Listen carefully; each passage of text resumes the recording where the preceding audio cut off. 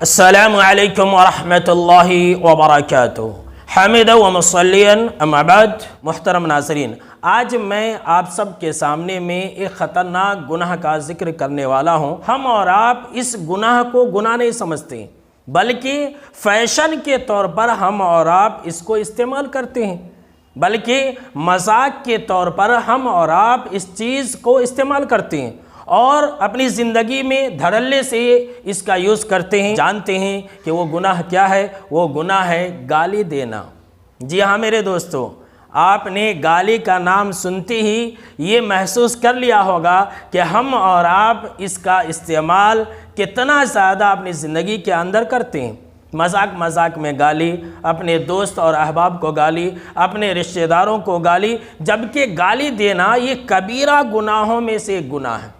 یہ ایک ایسا گناہ ہے جس کا تعلق اسلام سے ہے ہی نہیں میرے دوستو۔ جی ہاں، آپ نے بالکل صحیح سنا کہ گالی دینا ایک ایسا جرم ہے جس کا تعلق اسلام سے نہیں ہے۔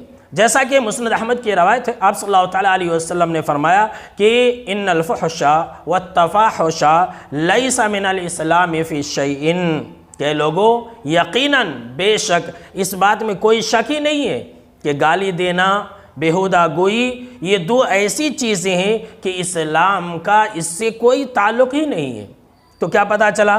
پتہ یہ چلا کہ جو لوگ بھی گالی دیتے ہیں ایسے لوگوں کا اسلام بہت ہی کمزور ہے۔ جی ہاں، ایسے لوگوں کو چاہیے کہ وہ اپنے اسلام کو مضبوط کریں اور گالی دینے سے بچیں۔ یہ گالی دینا یہ کوئی معمولی گناہ نہیں ہے۔ ہم اور آپ کیا سمجھتے ہیں کہ گالی ایک معمولی گناہ ہے؟ جی نہیں میرے دوستوں، گالی دینا یہ اسلام کی کمزوری کی علامت ہے اور بڑے گناہوں میں آپ صلی اللہ علیہ وسلم نے اس کو شمار کیا ہے۔ اتنا ہی نہیں میرے دوستوں، گالی کے نقصانات میں سے ایک نقصان یہ بھی ہے کہ گالی دینے والوں سے اللہ محبت نہیں کرتا ہے۔ جی ہاں، یہ بات آپ ہمیشہ یاد رکھیں کہ گالی دینے والوں سے اللہ محبت نہیں کرتا ہے۔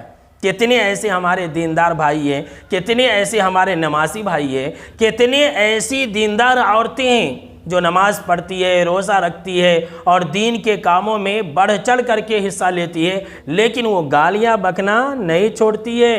تو ایسے لوگوں کو اور ایسی خواتین کو یہ بات معلوم کر لینی چاہیے کہ گالی دینے والوں سے، گالی دینے والیوں سے اللہ محبت نہیں رکھتا ہے۔ جیسا کہ جناب محمد عربی صلی اللہ علیہ وسلم نے فرمایا ایاکم والفحش والتفحش، کہ لوگوں تم گالی دینے سے اور بیہودہ گوئی سے بچا کرو۔ کیوں؟ اس لیے کہ ان اللہ لا يحب الفاحش المتفحش، اس لیے کہ اللہ رب العالمین گالی دینے والوں سے، بیہودہ گوئی کرنے والوں سے محبت نہیں رکھتا ہے۔ میرے دوستو، میں کیا بتلاؤں آپ کو، گالی دینے والوں کا صرف اتنا ہی نقصان نہیں ہے کہ اللہ ایسے لوگوں سے محبت نہیں کرتا ہے، بلکہ ایک حدیث کے اندر اس بات کا بھی ذکر ہے کہ گالی دینے والوں سے اللہ نفرت کرتا ہے۔